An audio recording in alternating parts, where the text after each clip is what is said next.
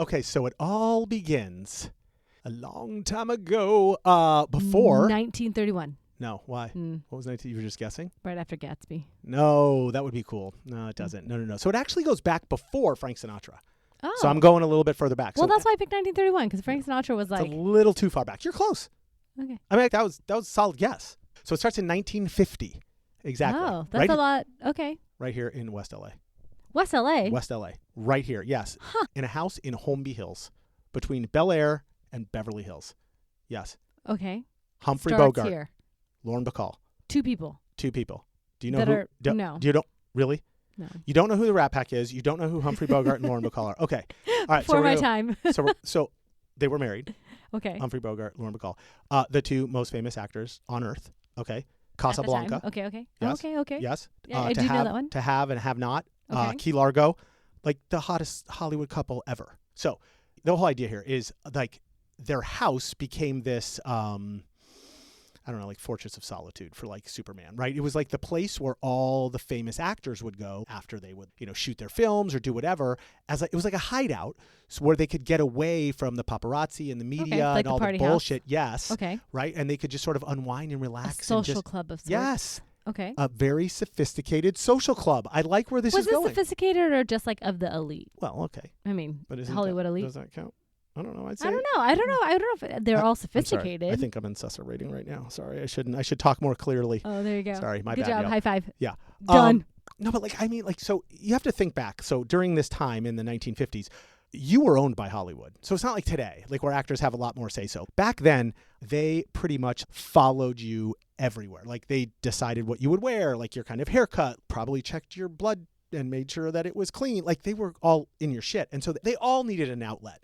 Okay. And this was sort of the Humphrey Bogart and Lauren Bacall's house was like the place to go. Got it. Nobody outside of Hollywood could get in unless you were a famous actor. And I mean like famous, like Judy Garland famous. Okay. Like that's who would hang out there. Does that make sense? Yes. Spencer Tracy, famous people. The who's who of Hollywood. Yes. Yeah. But is that the Rat Pack? Because like these two people invited people to their house, and now everyone who comes is part of the Rat Pack. No, because sort I of. feel like Rat Pack was like mobster-ish. Like no. So the Rat Pack is No? not mobsterish at all. then why in my Here we brain go. am I thinking like I'm gonna put it together for like you. Al Capone style No, Rat Pack? way off. This is like just a bunch of degenerates fucking around. Really? Yeah. Okay. So Lauren Bacall actually is the one who coined the phrase. So all these famous people are laying around, probably drunk AF, one night, and she just looks at them Sounds like all. a Diddy party. Yes, kind of, right? Oh But my like God. more chill. Like there wasn't all that stuff going on. But yeah, that's exactly it, right? So How do you know? I don't know. I have to assume these guys are sophisticated and nice and good people. I have to. Okay. But maybe you're right. I don't know exactly. Okay. Anyway, my point being, she just sort of looks at him one night and goes, Jesus, you guys look like a pack of rats. And I don't know if that's a compliment or not. Right. And so it sort of stuck. And so then literally they were never called that. Like that was it. That's just where it came from. Then Humphrey Bogart dies in 1957, like a few years later. Too much drugs? Probably. No. I don't know. No, I don't know what he died of. Oh, okay. We should probably know that, but this isn't about him. You know what I mean? Continue. But yeah. I digress. I think it was just cancer. Cancer killed him. All right. Anyway. Yes. Cancer killed him. Okay. So then that's when Frank Sinatra steps in and kind of kept the whole, we'll call it after hours vibe. Like, he was like the vibing. ringleader Yeah. Okay. So basically, Bogart starts this like dive bar thing that's in his house to kind of be secluded, a place for everyone to kind of like That's good. unwind. Yes. He dies. Sinatra comes in. Yep. And then it's like 2.0 Rat Pack. So yeah, but the first one wasn't really called the Rat Pack. Bogart never called himself the Rat Pack, Okay. right? Like, so she just named it. It was only after Frank Sinatra. I think, so do you remember Triple Crown? Yep. There was a guy, I don't remember his name, Hutton, I think was his name. Don't quote me on it. He was the guy who was like, oh, like the Triple Crown, but we figured out like it was like 1945 by the time he named the Triple Crown, and then they went back in history and were like, oh, all these are Triple Crown winners, but it really didn't exist. This is the exact same thing. Oh, okay. So like, it's like the pre-Rat Pack establishment. Right. Of how it came to be. Yes, and then Sinatra sort of grabs the idea, loved the idea of remembered the term because journalists and everybody was using Rat Pack, so he just grabbed it. He's like, we're the Rat Pack. Then it goes backwards, and they gave it to Humphrey and Lauren Bacall. Does that make sense? Yes. Okay, so that's sort of like how that all got established. All right, well then who's the pack? Who's the pack? Yeah, all right, obviously go. Frank Sinatra. I have an idea. Yes, let's unpack this right now. Oh my gosh. Should we do that? Okay. No, not good enough. This guy. Why do you make faces at me? This guy. All right, here we go. All right, 5 guys. 5 guys. Is this where the restaurant came from? Yes, it is, right? I'm Okay, just kidding. here we go. Frank Sinatra, Dean Martin, Sammy Davis Jr., Joey Bishop, and Peter Lawford. I know none of these people. You totally know these people. I don't think I do. You don't know. You No. don't know Frank Sinatra. Well, okay, except for Frank Sinatra. But You don't other know than Dean that, Martin? I don't think so. Okay.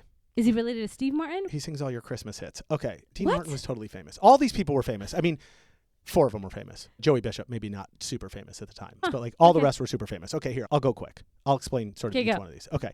So it all starts Frank Sinatra, right? He's the leader. We're going to call him the de facto leader. Good old Frankie. So he's already famous, huge singing career because he was just, old Blue Eyes, right? Like everybody knows he already won the Oscar by that time for From Here to Eternity. Did you see From Here to Eternity? You already know the answer. I know you. Why don't you watch old movies? Like, watch movies. That was really good. Like, anyway, my point of this whole thing is Frank Sinatra was already famous, had nothing to prove anymore. He's just singing in Vegas now. So he's chilling, having fun. Okay. So then you have Dean Martin. He's a little bit different. Like, he's also already super famous, but because Dean Martin with Martin and Lewis, like Jerry Lewis, the comic duo. Oh my God. Okay. You know Jerry Lewis though, like from the telethons and Jerry. Okay. I need a new co-host. Like at some point I just need a new co-host. I mean, this is crazy. Okay. No, it's great. Oh, I love this. We're being sophisticated. This is awesome. Or I'm getting sophisticated. My point is Dean Martin was already famous. He already had movies. He already had records. He already was a comedy act. He was super famous. But he didn't give 2 shits about the legacy anymore. He was literally just having fun. Frank Sinatra was a little more into still like being sophisticated and being awesome. Okay, so those are like the 2 uber famous guys. Okay, then you got the next guy, my favorite, Sammy Davis Jr. And he was not as famous as the other guys, but he was still kind of famous. So why was he cool? He was 3/4 famous. Well, he's my favorite because he was on Broadway. Like he's my favorite too. Oh, just like that? Just like that. Oh, okay, well, there you go. Yes. Well, that's easily pleasable. That's where he grew up.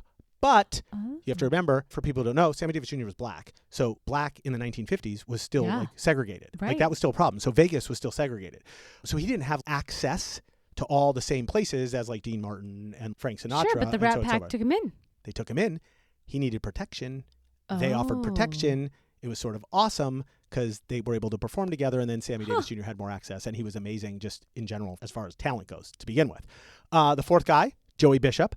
Do you know? Okay, so Joey Bishop, not uber famous like the other guys. Do you know like the positions in baseball? Like, yes. Have you ever heard of like the term utility player? Yeah, you can play anything.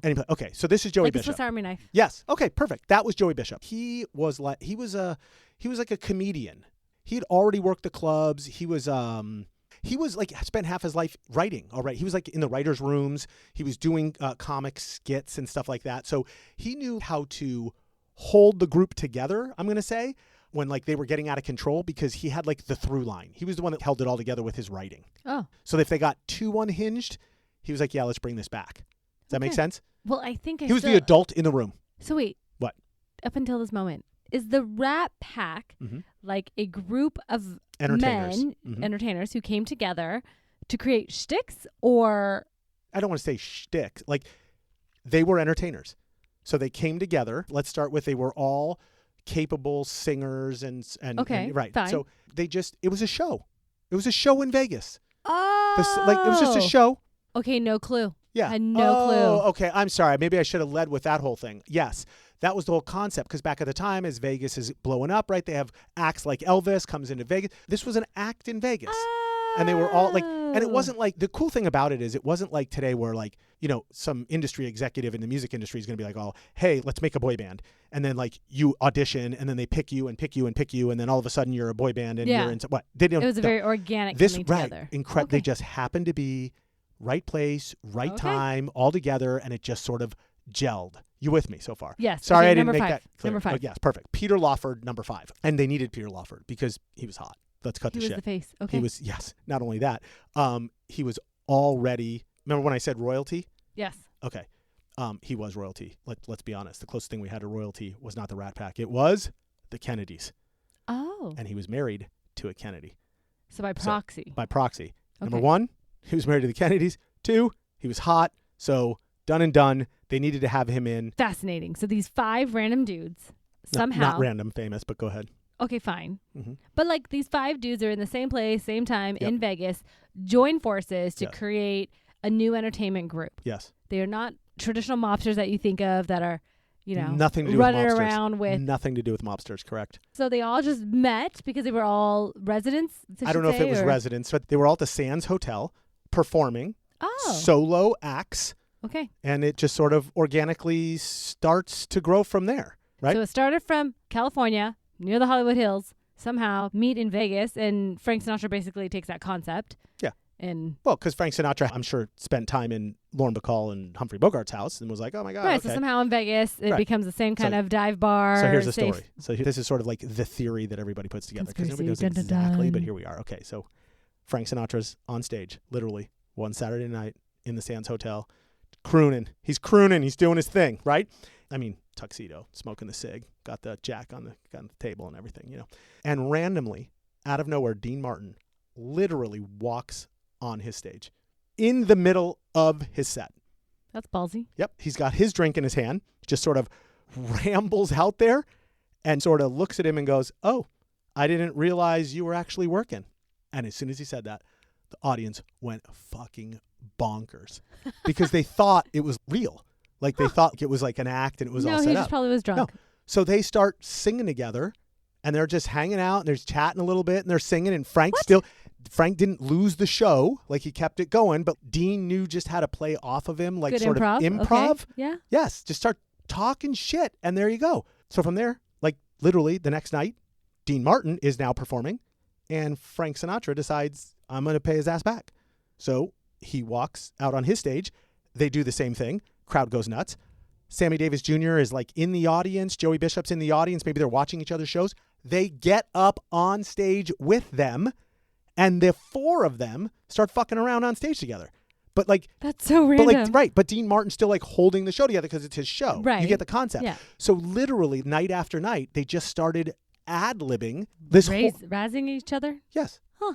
That's how the concept starts. And so that goes on for like a while, right? I don't know, a few months. Okay. Don't quote me on it or whatever. And then they sort of realize they got something going on and they decide like, let's have a name for this. Let's lock this shit in.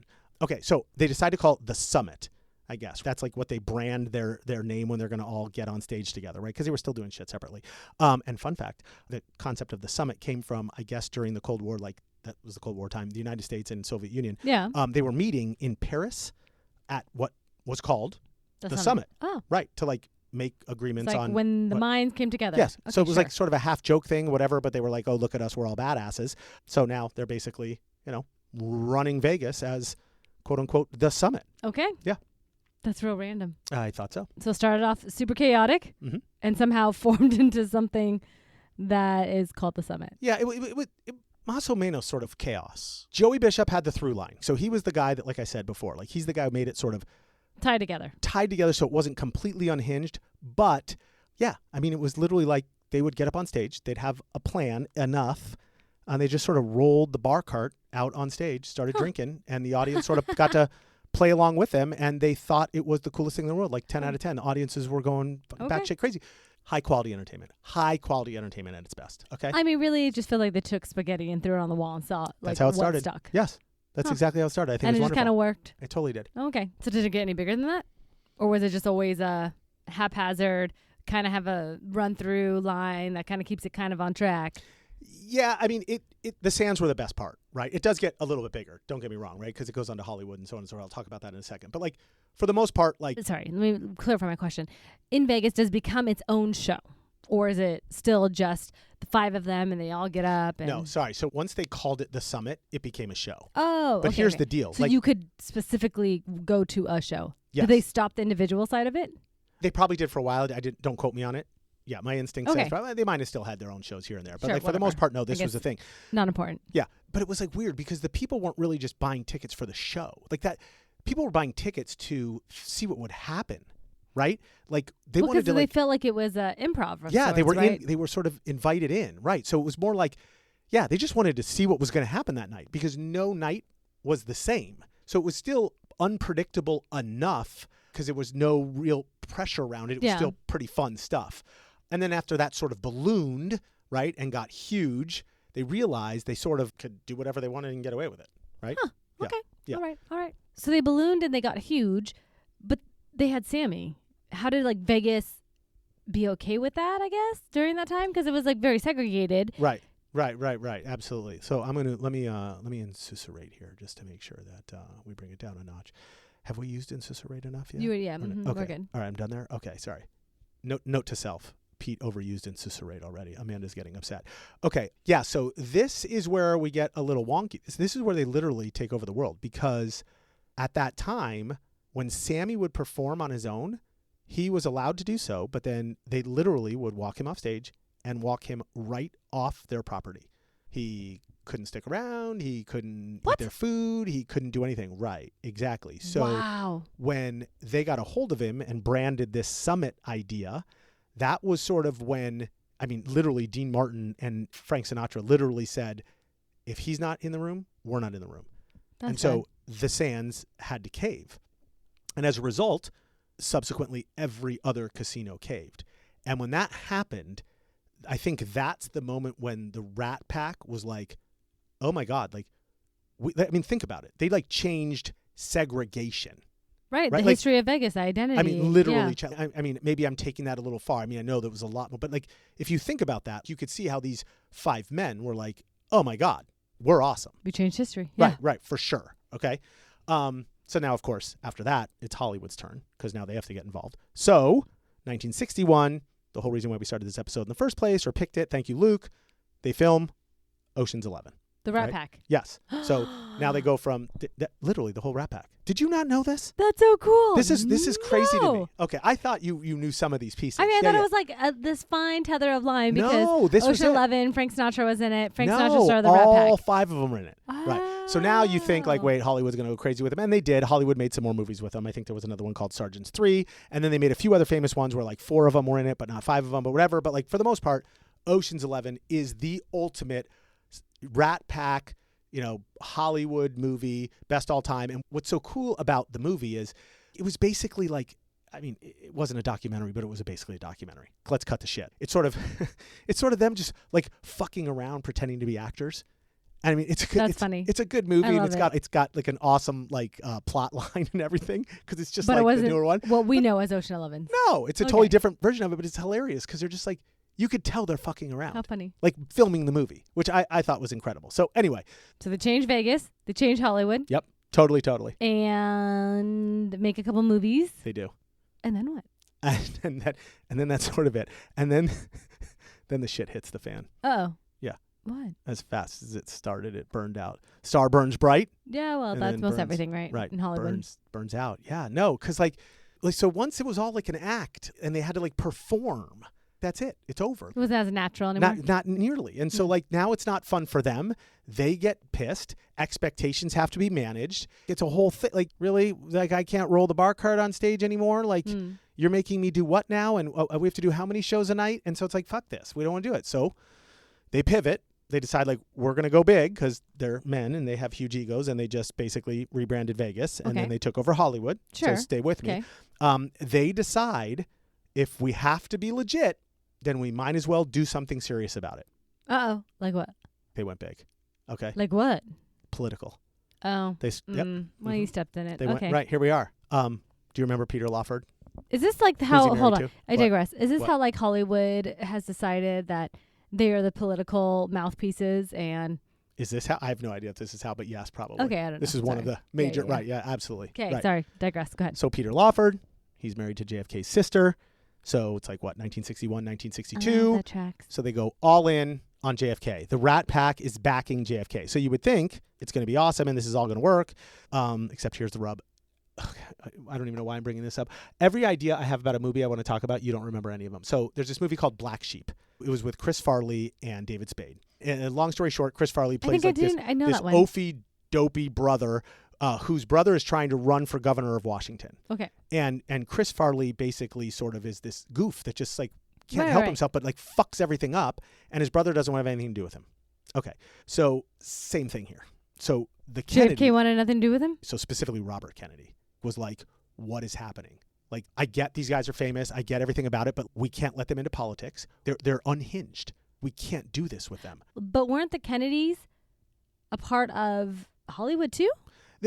Not in the same way. I mean, they were associated with, but like Kennedys are politics. These guys are in Hollywood, not just Hollywood. These guys are just entertainers. And so the Kennedys are like, you're a wild card. We don't know what you're about to go do and say. So you can't go and do and say anything on our behalf. We don't trust you. Image. Right. So again, Bobby Kennedy stood up and sort of told the whole Kennedy family, enough's enough. Like, no way. And so as soon as that happens, I mean, essentially, let's be honest, Frank Sinatra is the one who got slapped on the wrist, like in public. I mean, he's now been banished.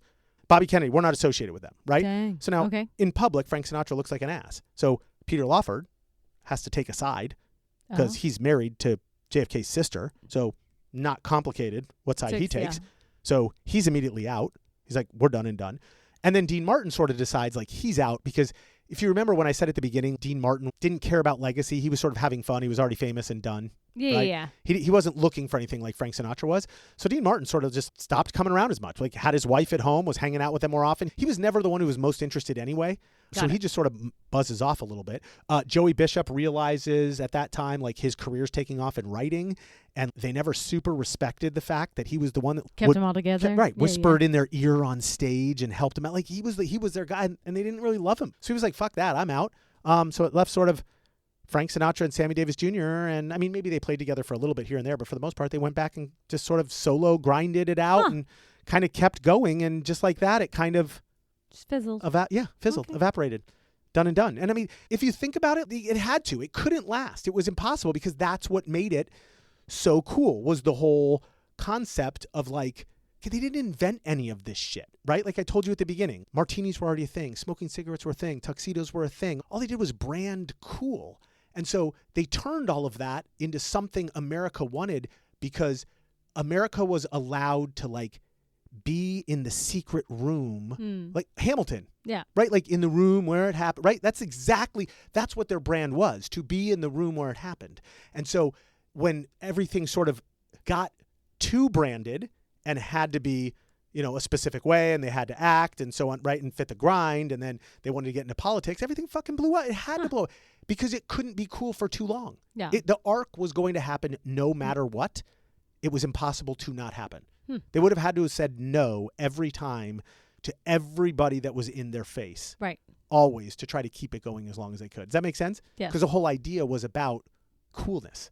Got it. And that's sort of the good part, but it's also the sad part because, like I said, it was built not to last. And here we are, 65 some odd years later, trying to like figure out who how the Rat Pack was. Well, I mean, yeah, for you, but also like how to recreate it. I mean, that's what people are trying to do. They always want to recreate this thing. What's next? What are we doing? How can we be cool? How can we be in? Right? It's the same concept. I mean, I feel like we should just like let that have the moment, right? No, I get right place, right time, right people. I'm completely with you. My point is, I'm trying to tie it back into like why it matters 65 years later. I would argue that's why.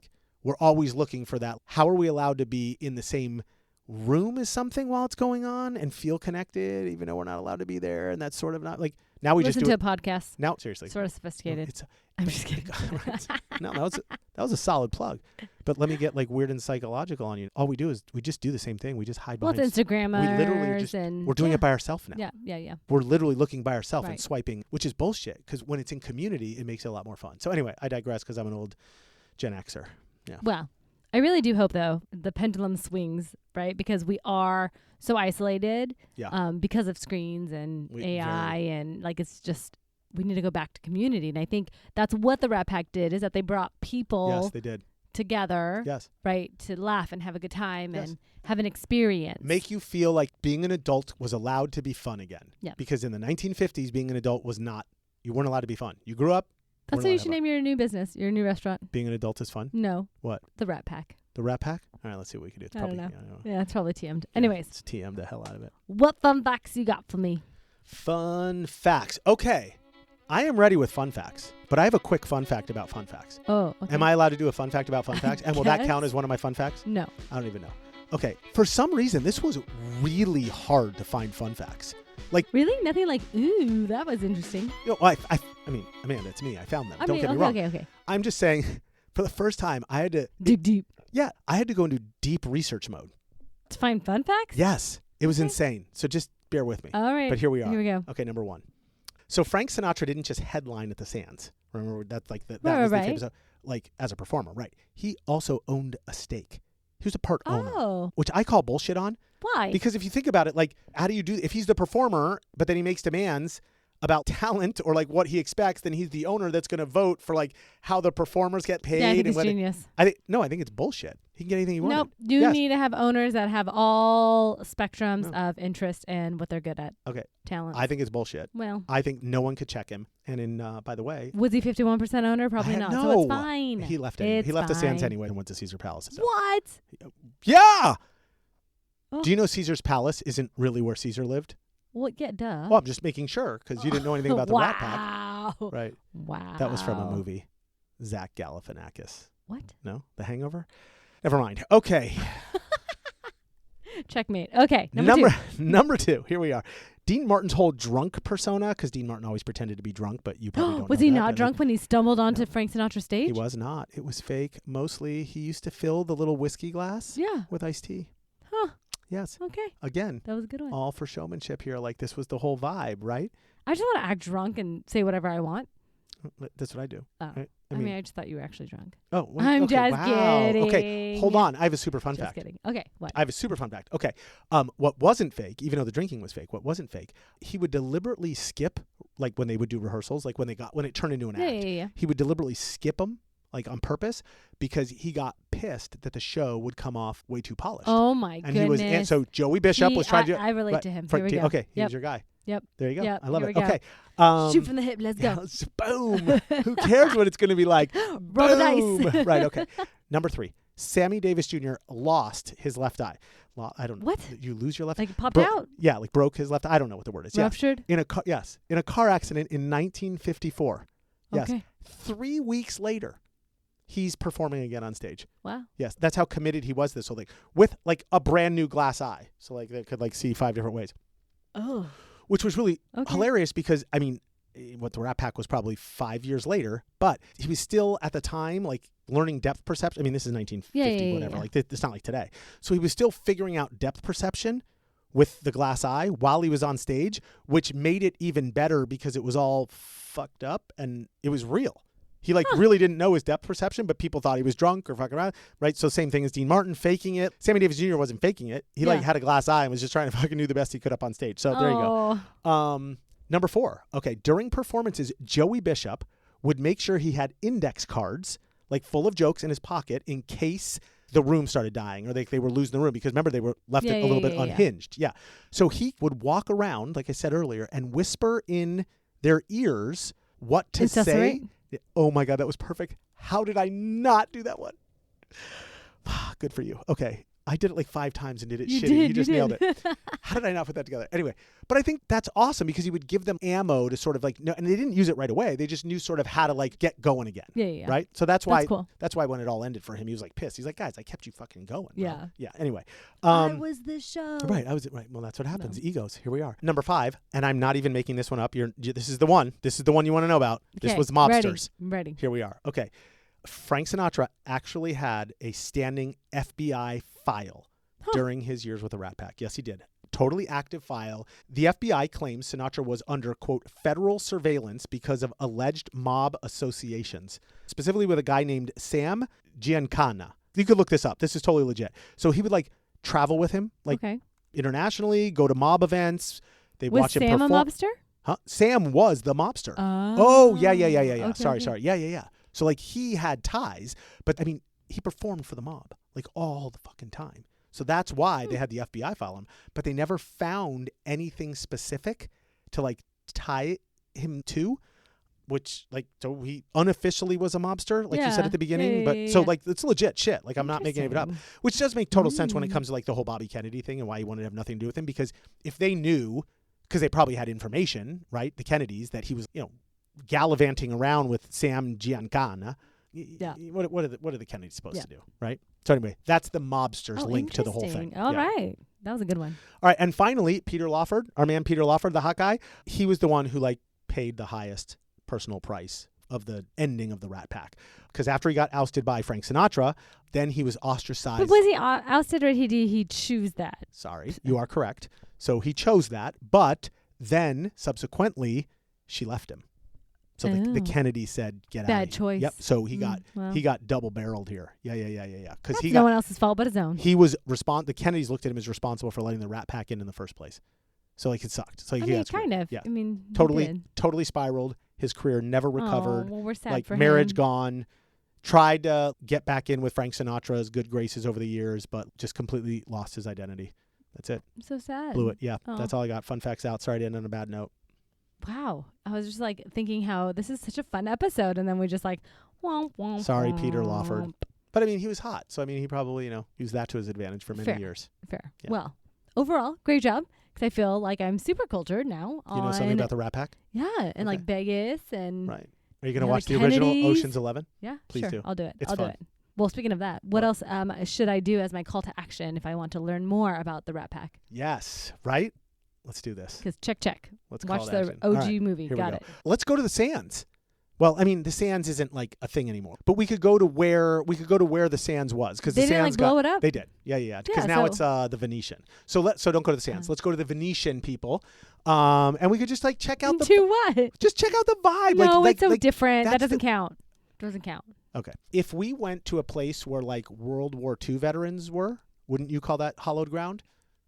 9/11, where they attacked. If we went to Pearl Harbor, hallowed ground. We've talked about hallowed But ground. all of Gettysburg. those have been like preserved. Okay. The Sands was blown up Okay, and crumbled, it's the and now Venetian. it's like a Venetian, which has Okay. nothing to All do right, with the so Sands. okay, then don't go to the Venetian. I don't care. Not OG at all. Great. Next one. Screw you. Okay, read a book called Rat Pack Confidential by Sean Levy. Who's that? Sean Levy? Eugene Levy's son? Oh, not Dan Levy. I know Dan Levy. I just made all that up. I have no idea. Sean Levy's an author, dude, who authored this book. I don't know. But like, what's his tie to the Rat Pack? There's no tie. He just wrote a book about the Rat Pack. He wrote a book about everything that has anything to do with the Rat Pack. So if you want to learn something about the Rat Pack, read the damn book. God, read the book. Got it. This is tough. Okay, I have an idea. Just watch Ocean's 11. We're done. That's it. Okay? Listen to some Frank Sinatra music tonight while you guys are like making dinner, and then watch Ocean's 11. That's it. Because it's okay? awesome. That's all we're doing. That's my call to action. We're done. If you don't want to do any of this shit, then just remember these few facts to feel sort of sophisticated. Number one, the Rat Pack was an informal group of entertainers active mainly from about 1959 to 1962, starring Frank Sinatra, Dean Martin, Sammy Davis Jr., Peter Lawford, and Joey Bishop, who all performed together at the Sands Hotel in Las Vegas and starred in the iconic film Ocean's 11. They weren't an official act at first. They were individual stars whose careers collided at the exact right moment. Number two, what made them powerful wasn't music or comedy. It was control of the room. That's what we were talking about. The real product was just access. The feeling that you were there, that you were chosen. Number three, the Rat Pack worked because it wasn't planned. They kept crashing each other's shows at the Sands.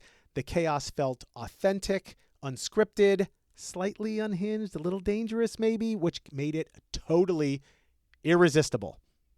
Number four, they quietly forced Vegas to integrate. I think that was the coolest part of this whole thing. By using leverage instead of speeches, it was just basically one line. If one of us can't stay, none of us can stay. And that changed Vegas's policy on segregation forever.